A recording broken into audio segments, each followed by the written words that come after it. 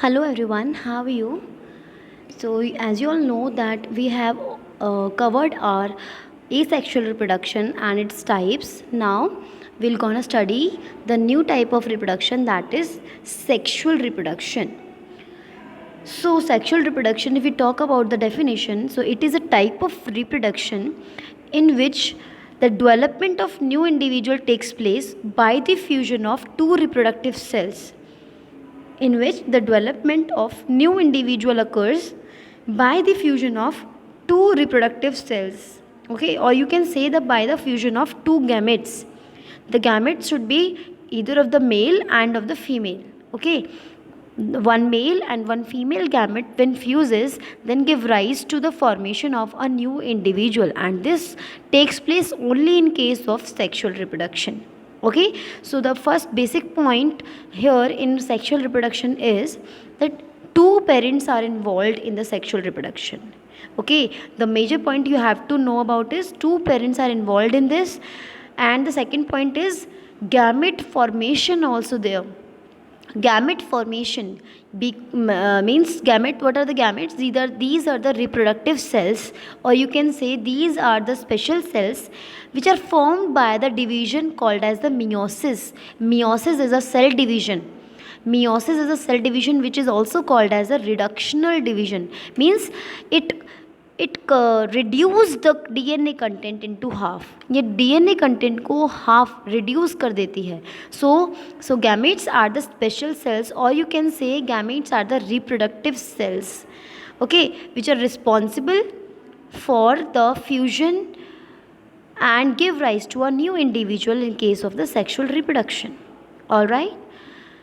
So the basic importance behind the sexual reproduction is that it brings about the mixing of genetic material.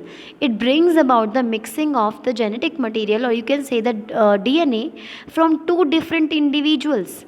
Sexual reproduction, what does it do is it mixes the DNA which is coming from the two different individuals, and that is a very important major thing which is responsible for the creation of variations. अगर दो parents different DNA consider लेके चल रहे हैं और दोनों के DNA when they fuses during the fertilization, then what happens is 50% of the DNA will come from the male, or 50% of the DNA will come from the female, and total it becomes the 100% which will be seen into the child or the new progeny which is being coming from the sexual production. Okay, तो ये 100% जो DNA है that will give rise to the creation of variations, that will create different variations, or you can say differences in the progeny.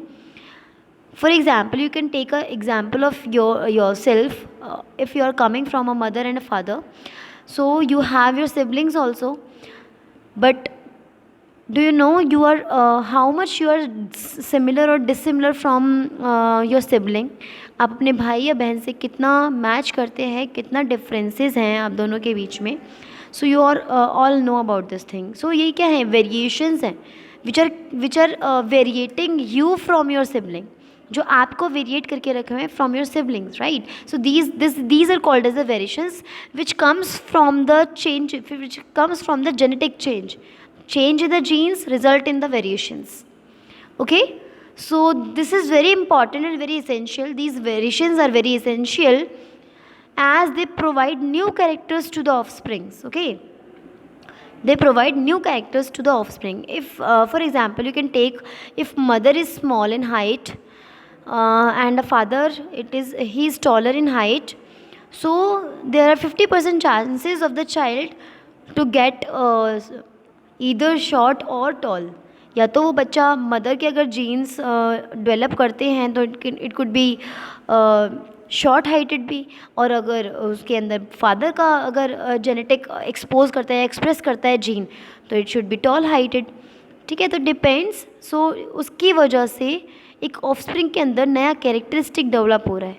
Okay, so this is called the variations. Okay, So, in sexual reproduction, the offspring, it gets sets of genes from the two different individuals. Offspring means the new generation, new progeny, new child or a new cell you can say. तो sexual reproduction में what happens is offspring के पास एक genes का set हो जाता है which is coming from the two different individuals, and that leads to a subtle variation through subsequent generations. Subtle variation means that आप for example your parents, उनके जो jeans हैं वो आपके अंदर इनहेरिट हुए हैं, and when you get married तो आपके जीन्स, आप दोनों के जीन्स नेक्स्ट जनरेशन को इनहेरिट होंगे.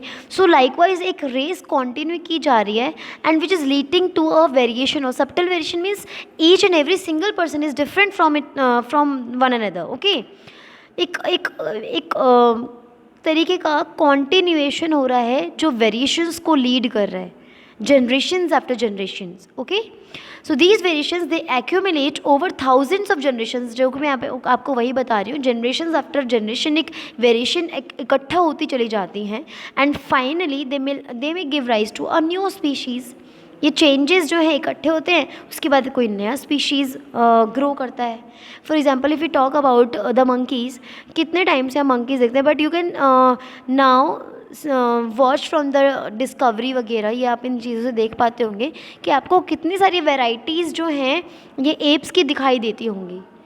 ठीक है, एज बिकॉज मंकी है, अगर एक वेराइटी है, मतलब मैमल्स हैं, मैं मानती हूँ एक मैमल कैटेगरी का है वो, बट एक मंकी है वो एक स्पीशीज़ का है, दूसरे स्पीशीज़ के मंकी के साथ लेट सपोज अगर उनका मेटिंग हो जाता है तो उससे एक न्यू वेराइटी डेवलप करती है. इस तरीके से variations they accumulate over thousands of generations.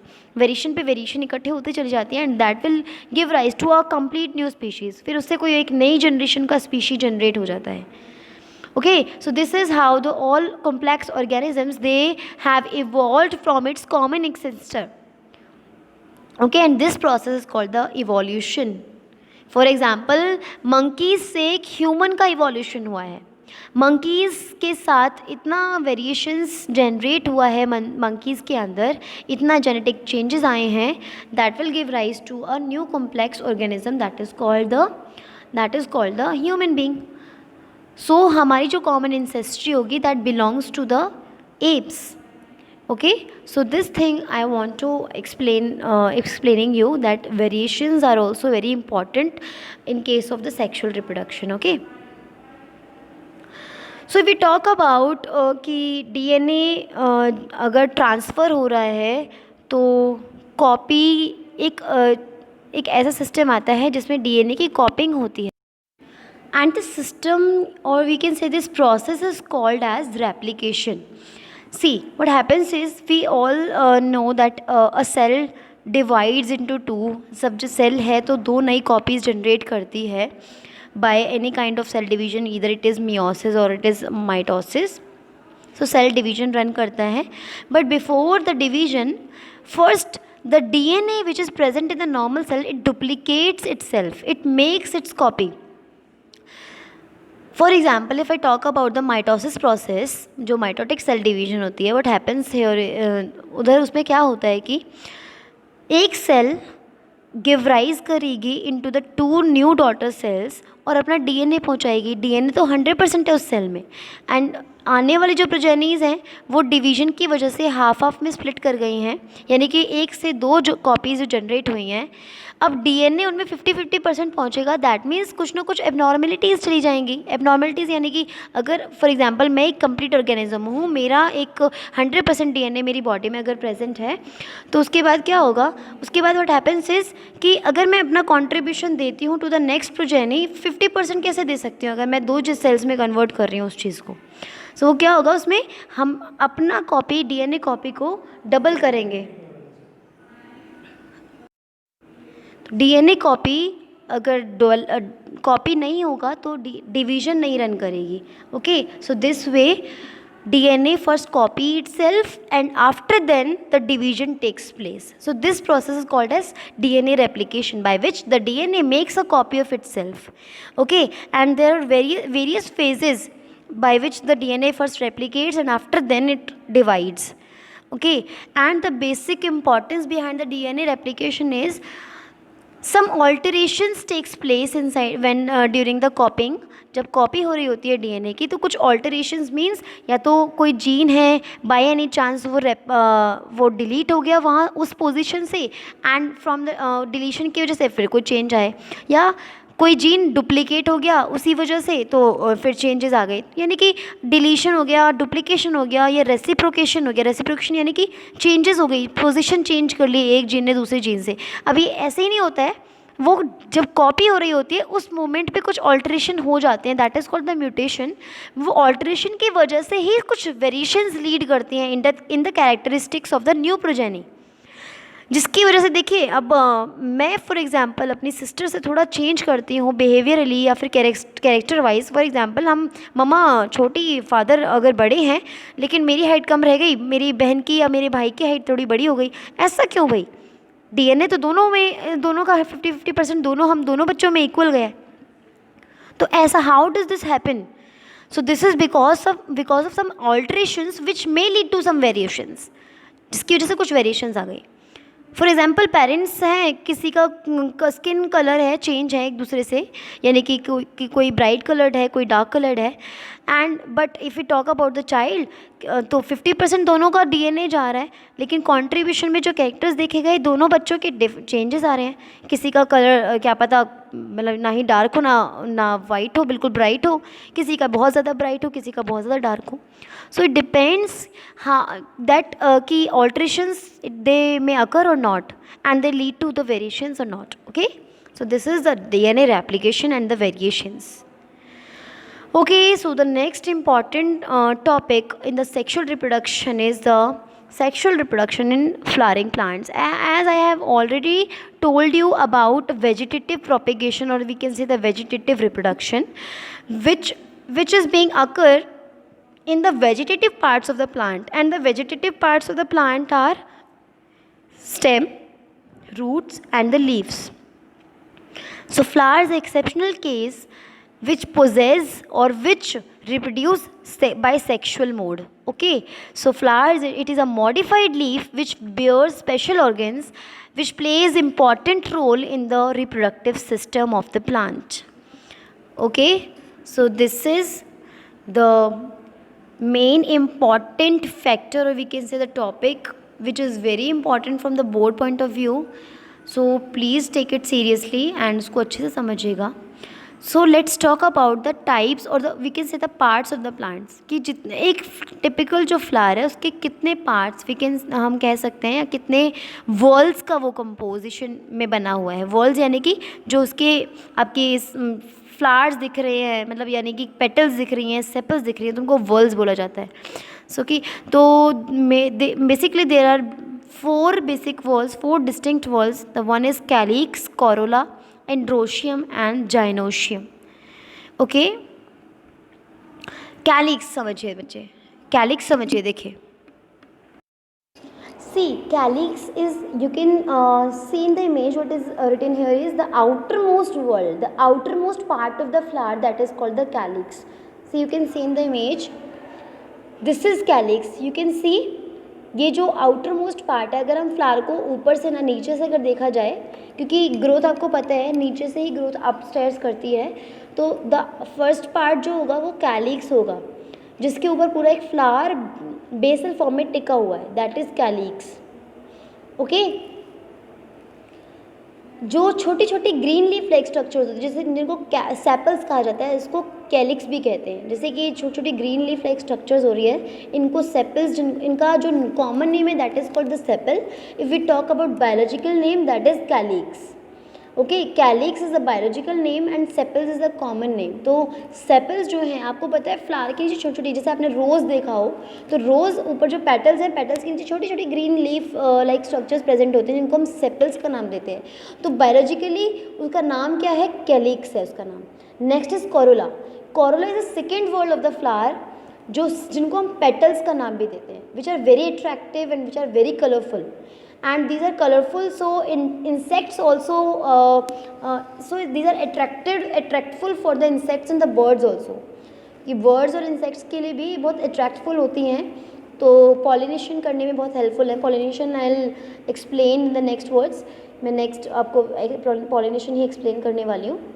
So the calyx is a green leaf-like structure that is called the sepals, and corolla is the colorful leaf-like structure that is called as the petals. You can see in the image also. देखिए ये जो attractive color green, जो red color shades आपको ये petals दिखाई दे रही हैं, these are also called as the corolla.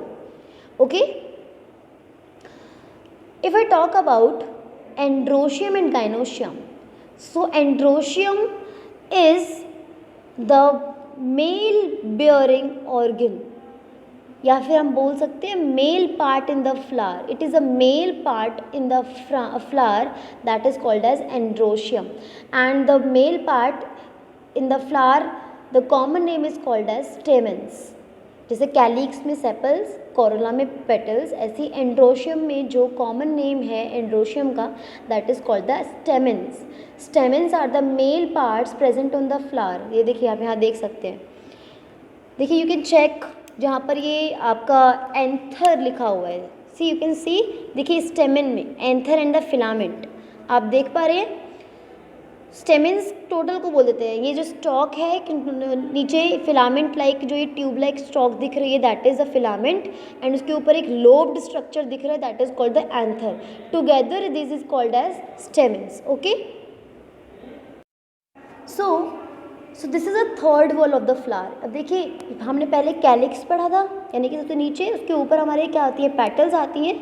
उसके बाद यहीं से ही जनरेट करके आपके क्या आ रहे हैं, स्टेमेंस. देखिए बिल्कुल नीचे ओवरी से साइड में टच होते हुए सारे आपके स्टेमेंस रिलीज़ हो रहे हैं. सो हम उनको सीरियल वाइज देख रहे हैं कि किस तरीके से हमारा लोकेशन है एक फ्लावर का. Next come to the gynoecium. अच्छा उससे पहले ये समझिए स्टेमेंस में एंथर्स में क्या क्या होता है. Okay, so stamens they are made of slender stalk. Stalk आपको मैंने बताया था, एक स्टॉक है जो फिलामेंटेड बॉडी की है, यानी कि एक ट्यूब लाइक है दैट इज़ फिलामेंट, इसको हम फिलामेंट कहते हैं. और एक एंथर्स हैं, बाइलोब्ड स्ट्रक्चर्स है. बाइलोब्ड स्ट्रक्चर्स जैसे कि मैं आपको बता देती हूँ इस तरीके से, ये आपके बाइलोब्ड स्ट्रक्चर और यहाँ से आपकी ये फिलामेंट रिलीज़ हो रही है. सो this is anther and this is filament. Okay, तो इस तरीके से एक स्टेमेंस को शेप दिया गया है. एंड्रोशियम कहलाए जाते हैं, ये मेल रिप्रोडक्टिव पार्ट्स हैं. And what is present inside the anther. अब जब हमने बोला मेल पार्ट है, उसके अंदर छोटे छोटे रिप्रोडक्टिव सेल्स. हम देखिए मैं आपको बताया था गैमेट्स होने चाहिए for the sexual reproduction. If no gamete formation is there, then no sexual reproduction would be occur. So where are the gametes present inside the flower? So in the male bearing organ called the androecium, or we can say the stamens, the pollen grains are present inside the anthers. Stamen किसका बना हुआ है, anther और filament का. तो हम बात करेंगे कि जो गैमेट्स हैं, जो मेल रिप्रोडक्टिव गैमेट्स हैं, वो कहाँ प्रेजेंट है, they're present inside the anthers, और we can say anthers produce the pollen grains. So pollen grains are the male gametes. Okay, no next one is the gynoecium, not gynoecium, it was gynoecium. So gynoecium is the last wall which is present at the center of the flower. You can see it is present in the center of the flower, बिल्कुल centrally located है ये. It is compose of a swollen base. देखिए swollen base आपको दिख रहा है, that is called as the ovary. A slender style, देखिए you can see upside to the ovary is a slender style. जो tubated structure जो दिख रहा है that is called as style. It is mentioned here also, labelled also. Upright on the ovary. Okay, and it has a flat top. ये देखिए flat आपको एक top दिख रहा है that is called as a stigma, which is very sticky in nature, जो nature wise बहुत sticky होता है. So stigma, style and ovary, all these three parts, they totally or togetherly compose this gynoecium. Okay, and we can say that in the ovary female gametes are present called as the ovules. Female gametes are present called as the ovules. So what you have to make sure about is कि male gametes क्या कहलाए जा रहे हैं, हमारे pollen grains, and the female gametes हमारी क्या कहलाई जा रही हैं? Ovules. All right. So male gamete pollen grains which are produced from the anthers. Female gametes are ovule which are present inside the ovary. Okay, so this is a basic cross section of a flower, and we have discussed about the calyx which is called as sepals, corolla which is called as petals, and the stamens composed of the anther and the filament. Gynoecium, this together is called as androecium, the male part of the flower, and the next one is the gynoecium, that is the female part of the flower, which you can see at the center. It is centrally located, composed of the ovary, style and stigma, or you can say stigma, style and ovary. आप कैसे भी उसको learn कर सकते हैं, that is up to you.